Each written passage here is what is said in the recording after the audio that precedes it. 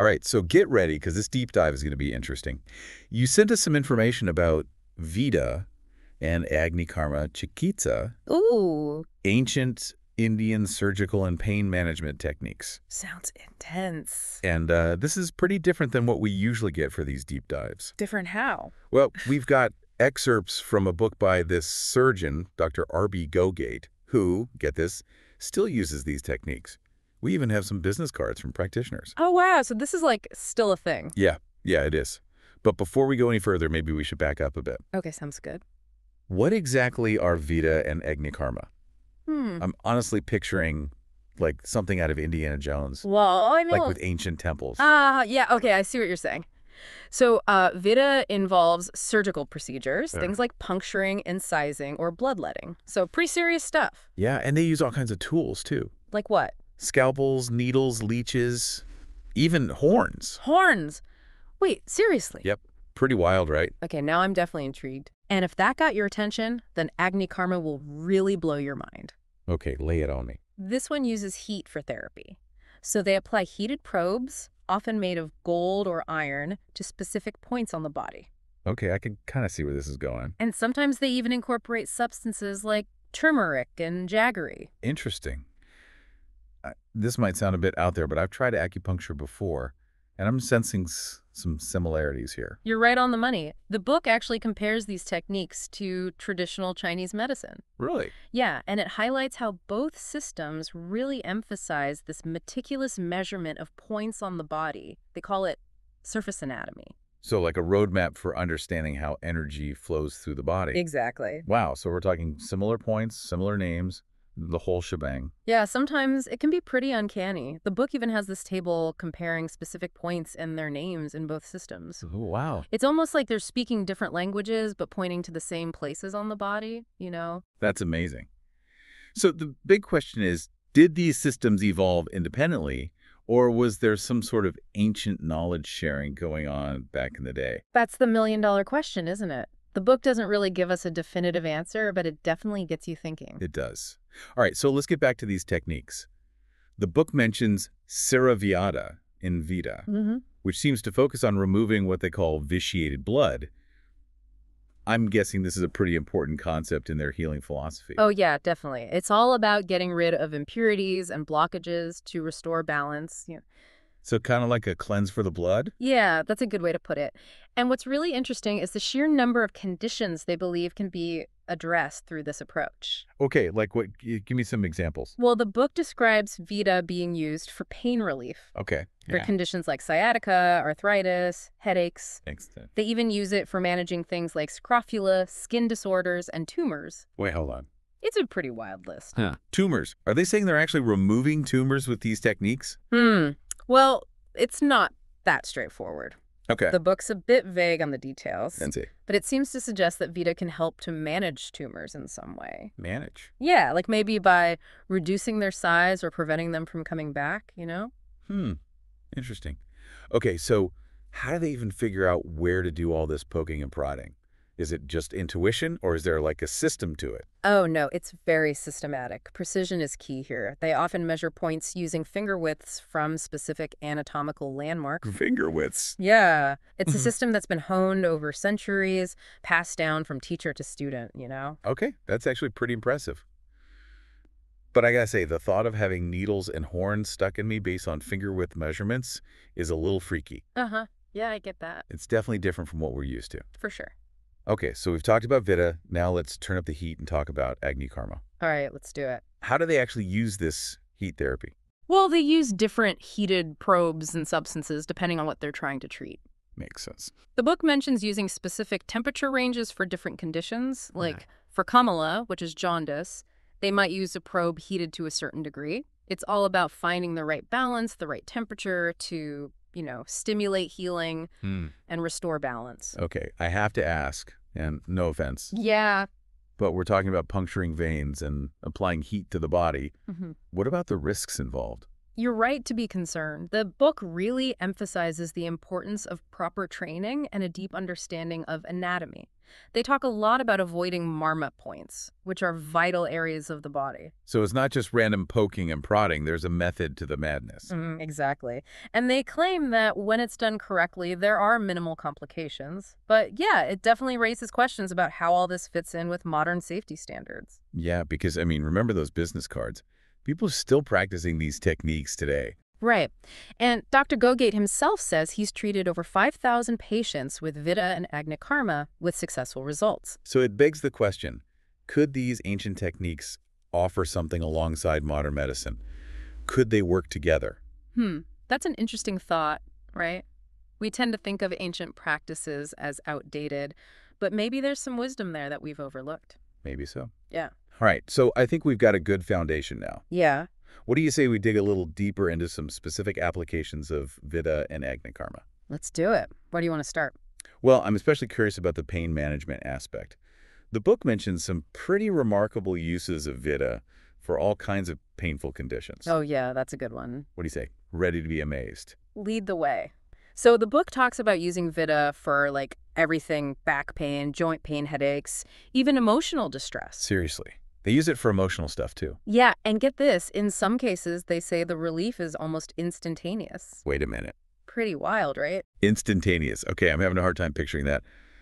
Someone's hunched over in pain, then bam, a needle prick, and they're good to go. Haha. Yeah, well, maybe not quite like that. But the book does mention cases where Viddha led to really fast pain relief, especially for nerve pain. Oh, okay, interesting. So it all comes back to that whole energy flow thing we talked about. Right. It's like by tweaking these points, they can unblock or redirect energy, and boom, pain relief. Yeah, pretty much. But honestly, I'm still kind of struggling with this whole thing. How can something so simple have such a huge effect? That's a great question. And it's something modern science is still trying to figure out, too. The book touches on some of the physiological effects. Okay, so what are they saying is actually happening in the body? Well, they suggest that Viddha can stimulate nerve endings, release endorphins, and even reduce inflammation. So maybe it's kickstarting the body's natural healing processes. Could be.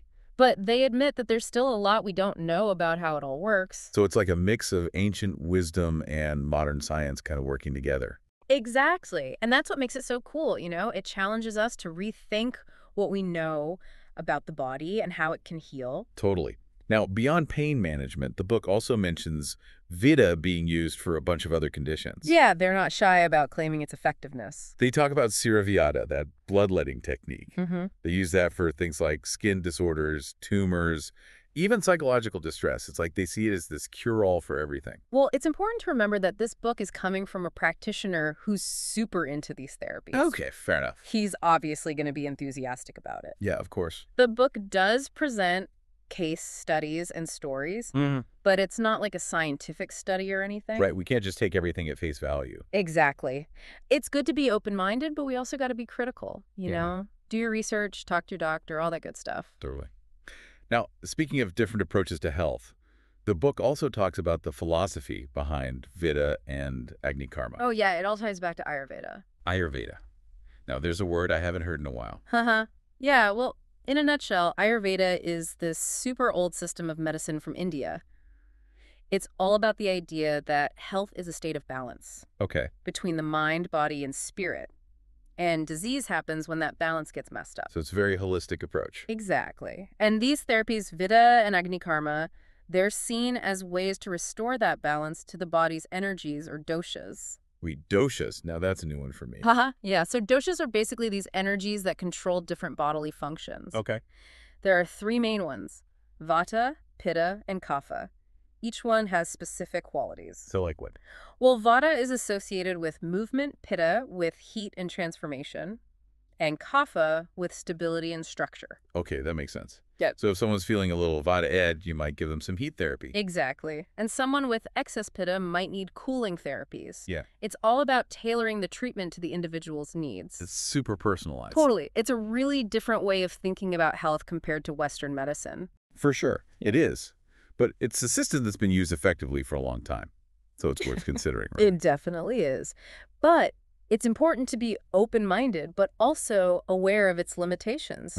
Ayurveda is not some magic cure. It's not for everyone. Right. So it's all about finding what works best for you, whether that's conventional medicine, Ayurveda, or a mix of both. Yeah, that's the key. Finding the right approach for each person.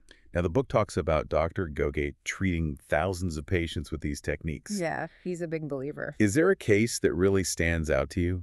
A story that shows how powerful these therapies can be? Let me think. Oh, yeah. There's this one case that's pretty interesting. What is it? So Dr. Gogate talks about treating this young woman who had chronic headaches for years. I can only imagine. She tried everything, medication, physical therapy, acupuncture, nothing helped. Wow, that's rough. So she goes to Dr. Gogate out of desperation, Yeah. and he diagnoses her with an imbalance in her Vata dosha. He does a series of Vidda treatments focusing on points on her head and neck. And get this, her headaches are basically gone. Almost completely. No way. So it actually worked. Yeah. And what's even crazier is that her headaches didn't come back. She went back for a few follow-up treatments, but for the most part, she was headache-free. That's incredible.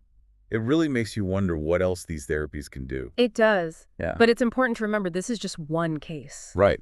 We need more research to really understand how and why it works, and who it might help. Totally. But it's still a pretty powerful story. For sure.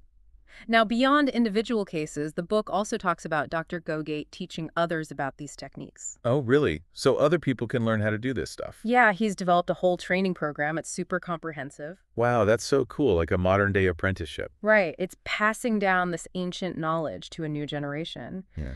But it also brings up some questions about safety and regulation. How do we make sure people are learning and practicing these techniques responsibly? That's a good point, especially with something as potentially powerful as this. Yeah, we need to figure out how to honor the tradition while also making sure everyone's safe. Okay, so we've talked about the benefits of Viddha and AgniKarma, but what about the risks? The book mentions avoiding marma points. Right, those vital areas. But are there other potential complications? Well, yeah, like with any medical procedure, there's always a chance of things going wrong. The book talks about infection, bleeding, nerve damage if the techniques aren't done properly. Okay, so it's not something to mess around with. No, definitely not. It's super important to find a qualified practitioner, someone who really knows what they're doing. Someone with a lot of experience. Exactly, and someone you trust. Right. So let's say someone is intrigued by all this and wants to try these therapies out. Where do they even start? How do you find a good practitioner? That's a great question, and that's where those business cards come in handy. Oh yeah, I forgot about those. They're a good starting point. You can also search online for Ayurvedic practitioners in your area who specialize in these techniques. So it's kind of like embarking on a treasure hunt. Haha, yeah, kind of. But seriously, you want to make sure you find someone who's experienced and knowledgeable, and someone you feel good about, Right, you got to trust your gut. Exactly. Okay, so let's say you found a practitioner and you're ready to go. What can you expect during a typical treatment session? Well, usually they start with a consultation to assess your overall health and talk about your concerns. So kind of like a regular doctor's appointment? Yeah, they'll ask about your medical history, your lifestyle, your diet. Yeah. They might even examine your tongue and pulse to get a better sense of your doshic balance. That's so interesting. It's so personalized. It is. Ayurveda is all about treating the whole person, not just the symptoms.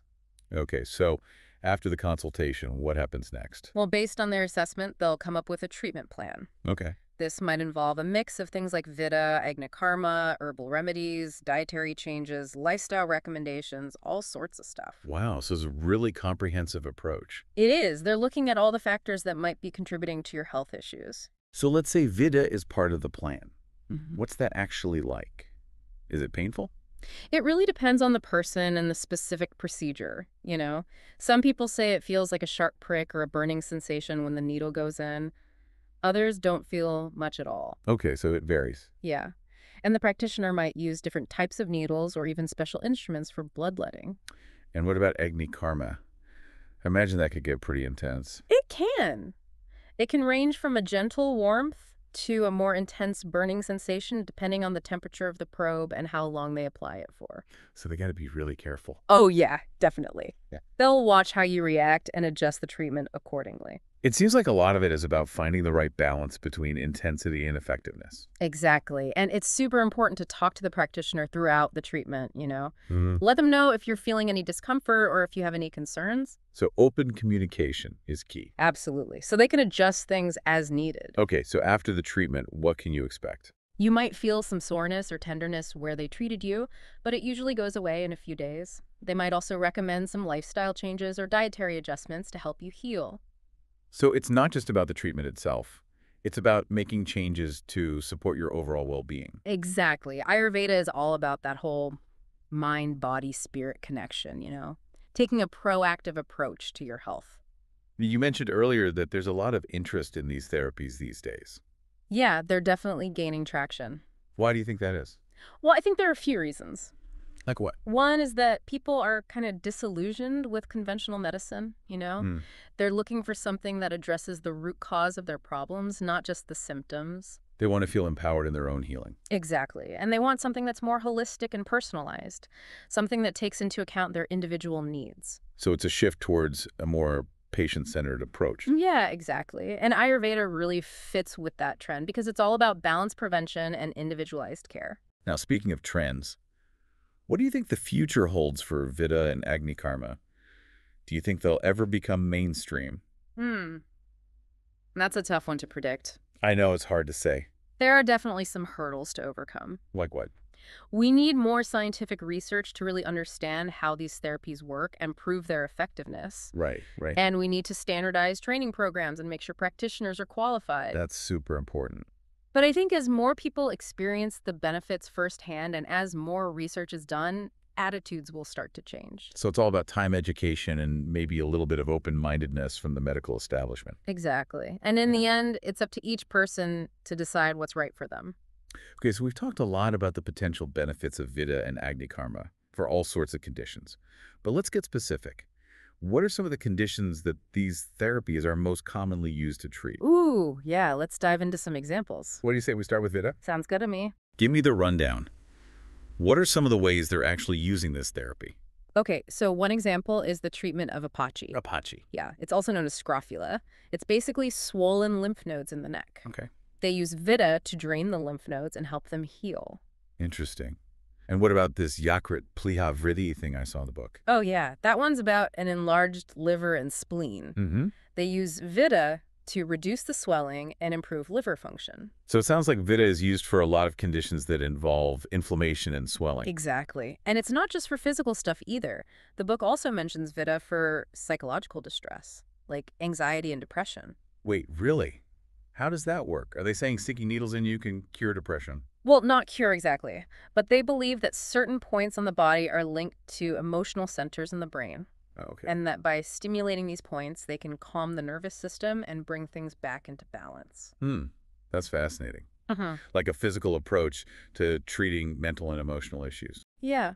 It goes back to that mind-body connection that's so central to Ayurveda. All right, let's switch gears now and talk about AgniKarma. Time to turn up the heat. Haha, exactly. What are some of the conditions they use this heat therapy for? Well, one example is Bahushosha Avabahuka. Say that 5 times fast. Right. It's basically muscle wasting and stiffness in the shoulder. They use AgniKarma to increase circulation and reduce pain in that area. So they're applying heat directly to the shoulder. Yep. They might use a heated probe to get the blood flowing and loosen up those muscles and tendons. Okay, that makes sense. And what about Gujarati? That's sciatica, right? Yep. For sciatica, they might apply heat to a point on the lower back near the sciatic nerve to reduce inflammation and pain. So it's like targeted heat therapy, not just a heating pad or something. Exactly. They're using their knowledge of the body's energy channels to apply the heat in very specific ways. Now, this might be a little out there, but can they use AgniKarma for nerve pain in general? Oh, yeah, definitely. The book mentions it being used for all kinds of nerve-related problems. Like what? Things like carpal tunnel syndrome, trigeminal neuralgia, even peripheral neuropathy. Wow, so it's pretty versatile. It is. And they're not just trying to treat the symptoms either. They see it as a way to help the nerves regenerate and function better. So it's like they're giving the nervous system a tune-up. Exactly. And they've developed specific techniques for different types of nerve pain. Okay, so AgniKarma seems like it has a lot of potential uses. It does. And what's really cool is that they don't just see it as a way to treat problems. They also use it to prevent disease and boost overall well-being. Really? So how does that work? Well, they might recommend regular AgniKarma treatments to strengthen the immune system, improve circulation, and just generally increase vitality. So it's like a proactive approach to health rather than waiting for something to go wrong. Exactly. It's about maintaining balance and harmony in the body to prevent disease in the first place. Now, that's a concept I can get behind. Me too. It seems like more and more people are starting to think this way about health. Yeah, there's definitely a shift towards preventative medicine and taking a more holistic approach. Okay, so we've talked about the potential of Viddha and AgniKarma, but what about the practical side of things? Are these therapies readily available, or are they kind of hard to find? Well, they're definitely more common in India, where Ayurveda originated. Makes sense. But there are practitioners and clinics offering these therapies in other parts of the world, too. So you don't necessarily have to travel to India to try them out. Nope. And thanks to the internet, it's easier than ever to find information about these therapies and connect with practitioners. Okay, so if someone's listening and they're thinking, hey, this sounds interesting, where should they start? Well, remember those business cards we talked about? Mm-hmm. Those are a good starting point. They can also search online for Ayurvedic practitioners in their area who specialize in these techniques. So it's about doing a little digging and finding someone who seems like a good fit. Exactly. And it's also about trusting your intuition. Right. You want to feel comfortable with whoever you choose. Absolutely. Now, before we wrap up, I think it's important to talk about some of the ethical considerations surrounding these therapies. Yeah, good point. Because they are rooted in a specific culture and tradition. Mm-hmm. So we got to be mindful of that. Right. We don't want to be disrespectful or exploit these practices. Exactly. And another thing to think about is the qualifications of practitioners. Yeah, that's huge. As these therapies become more popular, there's a risk of people offering treatments without proper training. So it's buyer beware, basically. Yeah, pretty much. Do your research, ask about their credentials, make sure they're legit. And be aware of the potential risks, too. Right. Because even though these therapies are generally safe when done correctly, there are always risks with any medical procedure. So it's all about being informed and making conscious choices about your health. Exactly. And remembering that these therapies aren't a magic bullet. Right. They're not a cure for everything. And they're not for everyone. It's about finding what works for you. Absolutely. Okay, so I think we've covered a lot of ground here. Yeah, we've gone pretty deep. We've talked about the history, the philosophy, the techniques, the potential benefits and the risks of Viddha and AgniKarma. Mm-hmm. But what's the main takeaway for our listeners? I think the most important thing is to remember that there are many different paths to healing. Mm-hmm. Viddha and AgniKarma offer a unique and potentially powerful approach.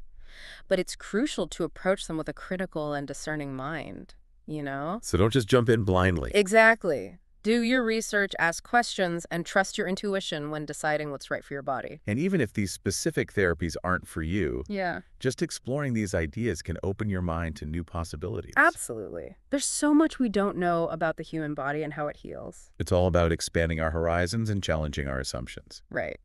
Who knows? Maybe this deep dive will spark a whole new journey of discovery for our listener. Maybe so. Okay, so we've spent a lot of time in the world of Viddha and AgniKarma, these ancient Indian therapies that are still being practiced today. We've talked about their history, their philosophy, their potential applications. But now I'm curious, what are some of the specific conditions that they're commonly used to treat? Let's get into some real-world examples. All right, let's do it. The book's got tons of information on this, covering all sorts of conditions and the specific points and techniques they use. Let's start with Viddha. What are some of the ways they actually apply this therapy? One example is treating Apache. Wait, Apache? Yeah, it's also called scrofula. It involves those swollen lymph nodes in the neck. Oh, okay, right. They use Viddha to drain the affected lymph nodes and help them heal. Interesting. So they're physically removing the fluid buildup. Yeah, pretty much. Okay, what about this Yakrit Plihavriti thing? Oh, yeah, that's about an enlarged liver and spleen. Right, right. They use Viddha to bring the swelling down and help the liver function better. So it seems like Viddha is used for a lot of things that involve inflammation and swelling in the body. Exactly. It's about restoring balance and removing blockages. Now, this might sound kind of crazy. Yeah. But the book also says they use Viddha for psychological distress. Yeah. Isn't that wild? Like anxiety, depression. Yep. They believe certain points on the body are connected to the brain, you know? I guess it makes sense if you think about how acupuncture is used. Right. And by stimulating these points, they think you can calm the nervous system and improve emotional well-being. That That's fascinating. It's like a physical way to address mental and emotional stuff. Yeah, totally. It shows how interconnected the mind and body really are, which is a big part of Ayurveda. Okay, so we've talked about Vidda. What about AgniKarma?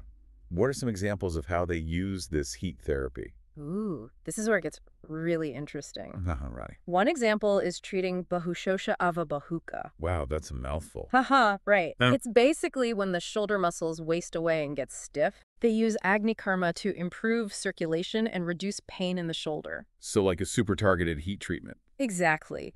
They might use a heated probe to stimulate blood flow and loosen up the muscles and tendons. Okay, that makes sense. What about Gridrasi? That's sciatica, right? Yep. For sciatica, they apply heat to a point on the lower back near the sciatic nerve. To reduce inflammation and pain. Right. So again, it's very specific and targeted, not just general heat. Exactly. They use their knowledge of energy channels to make sure the heat is going where it needs to go. Now I'm curious, can they use AgniKarma for other types of nerve pain too? Oh, yeah. They totally can. The book mentions it being used for things like carpal tunnel syndrome, trigeminal neuralgia, even peripheral neuropathy. Wow, so it's a pretty versatile tool. It is. And the cool thing is, they're not just trying to mask the symptoms. They're aiming to actually improve nerve function and promote regeneration. So like a long-term solution, not just a quick fix. Exactly. They have specific techniques for different types of nerve pain based on their understanding of the body's energy pathways. This is amazing.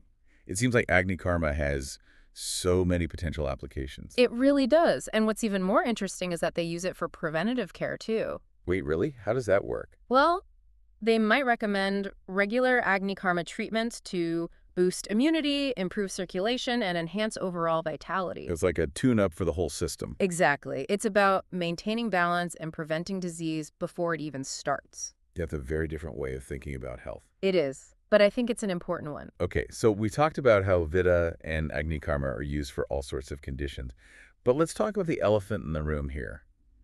Accessibility. Are these therapies even available to most people, or are they only for the elite? Well, they're definitely more common in India, where Ayurveda is still a big part of the culture. But you can find practitioners and clinics offering these therapies in other parts of the world, too, like in the US and Europe. So you don't have to hop on a plane to India to try them out. Nope. And the internet makes it even easier to find information and connect with practitioners. Okay, so for someone who's intrigued and wants to explore these therapies, where should they start? Those business cards are a great place to begin. They offer a direct connection to practitioners who are trained in these techniques. Right, there's a good lead, and then there's always good old Google, right? Exactly. You can search for Ayurvedic practitioners in your area who specialize in these therapies. Okay, so it's about doing your research and finding someone you trust. Absolutely. And trusting your gut feeling, too. If something feels off, it probably is. Now, before we wrap up this deep dive, Yeah. I think it's important to address the ethical side of things. Oh, yeah, for sure. Because remember, these therapies are rooted in a specific culture and tradition. Right. So we got to be respectful of that. Exactly. We don't want to appropriate or exploit these practices for profit. It's about honoring the origins and the people who have kept these traditions alive for centuries. Absolutely. And another important ethical consideration is the qualification of practitioners. Right. We need to make sure people aren't just out there claiming to be experts without proper training. It's like with anything else, you got to do your due diligence. Exactly. Ask about their credentials, check their experience, make sure they're legit. And be aware of the risks, too. Right. Because even though these therapies are generally safe, there are always potential side effects with any medical procedure. So it's about being informed and making conscious choices about your health. Absolutely. And realizing that these therapies aren't a magic bullet. They're not for everyone. Right. It's about finding what works for you and your body. Exactly. And I think that's a good note to end on. I think so, too. This has been a really fascinating exploration of Viddha and AgniKarma. It really has. I hope our listeners feel inspired to learn more and maybe even consider these therapies as part of their own health journey. It's been a truly enlightening deep dive. Thanks for having me. It's been a pleasure sharing this information with you and our listeners. And thank you to our listeners for tuning in and for sending us this incredible material for our deep dive. Keep those questions coming. So, getting into the nitty-gritty, they often use Vidda for pain management. The book mentions using it for things like sciatica. Yeah, sciatica's a beast. It is. And arthritis, headaches. It's also used to manage certain skin conditions, tumors, and even some psychological conditions. Really? Like mental health stuff? Yeah. It's pretty fascinating. Okay, and what about AgniKarma? What kinds of things do they use that for? AgniKarma is also used for pain, especially when there's inflammation. It can be helpful for healing wounds, preventing tumors from coming back, and even for some digestive and respiratory problems. Wow, okay, so they both have a pretty wide range of uses. They do, and the book gives a bunch of specific examples. Let's hear a couple. Okay, so one example is using Vidda to treat a condition called Shilpada. It basically causes swelling and pain in the legs. Oof, that sounds uncomfortable. Yeah, so they insert a needle at a specific point on the leg to drain the excess fluid and bring the swelling down. Interesting. And what about AgniKarma? Any good examples for that one? Yeah, they describe using AgniKarma to treat gridrasi, which is sciatica. Sciatica.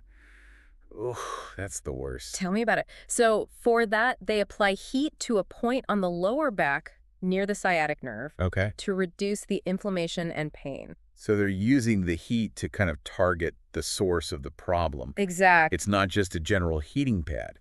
Now, what I find really interesting is how detailed the book gets with these descriptions. They don't just say, stick a needle here.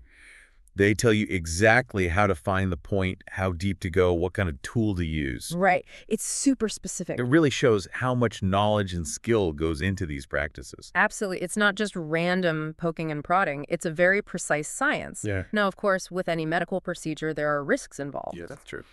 But the book stresses that the risks can be minimized if you find a practitioner who knows what they're doing, someone with proper training and a good understanding of anatomy. Makes sense. They also talk about the importance of hygiene, using sterile instruments and all that to prevent infections. Yeah, of course. That's crucial. And they also talk about situations where these therapies shouldn't be used. Oh, like what? They advise against using them on pregnant women or people with certain bleeding disorders. Makes sense. Yeah. So it's not a one-size-fits-all kind of thing. You really need to consult with a qualified practitioner to see if these therapies are right for you. Exactly. And remember, these therapies are often used alongside conventional medical treatment, not necessarily as a replacement. Right. It's about finding what works best for each individual. Now, I want to go back to something we touched on earlier, the philosophical underpinnings of these therapies. Oh, yeah, that's the really juicy stuff. Remember, they're rooted in Ayurveda, which has a whole different worldview than Western medicine. Totally. Ayurveda is all about the doshas, those energies that control different bodily functions. There are three main ones: Vata, Pitta, and Kapha. Right. And when those doshas are balanced, you're healthy. But when they're out of whack, that's when problems arise. Exactly. And Viddha and AgniKarma are seen as ways to bring those doshas back into balance. Like, for example, Viddha might be used to get rid of excess Pitta. Pitta is associated with heat and inflammation, Okay, yeah. While AgniKarma might be used to increase Vata, which is linked to movement and circulation. So they're using these therapies to manipulate the body's energy systems. Exactly. It's a really different way of thinking about health and disease compared to the way we usually do in the West. But it's a system that's been around for thousands of years and has helped a lot of people. It's pretty amazing when you think about it. Yeah. So after all this, what are some key takeaways for our listeners? Well, first of all, Viddha and AgniKarma are ancient Indian therapies, part of the Ayurvedic tradition, that are still used today. And they involve all kinds of procedures, right? Yeah, from puncturing and incising to bloodletting and applying heat to specific points on the body. And it's important to remember that they're based on a completely different understanding of how the body works and heals compared to conventional medicine. Absolutely. It's a whole different system with its own logic and principles, like the concept of doshas, for example. Right. The idea that restoring balance to these energies is crucial for health. Now, even though these therapies have been used for a long time and are generally considered safe when practiced correctly, it's still important to do your research. Oh, definitely. Don't just jump in blindly. You need to understand the potential risks and benefits before trying anything new. Exactly. And remember, it's often about using these therapies as a complement to conventional treatment, not necessarily replacing it altogether. Right. It's all about finding the right balance for each individual. Absolutely. And on that note, I think we've had a pretty incredible deep dive into the world of Viddha and AgniKarma. We have. It's been fascinating. I hope our listeners feel empowered to do their own research, maybe even consider these therapies as a part of their own health journey. It's all about exploring different possibilities and finding what works for you. Exactly. Well, this has been an amazing conversation. Thanks for sharing your expertise with us. Thanks for having me. It's been a pleasure. And all our listeners, thank you for tuning in to this deep dive. Keep those questions coming, and we'll see you next time.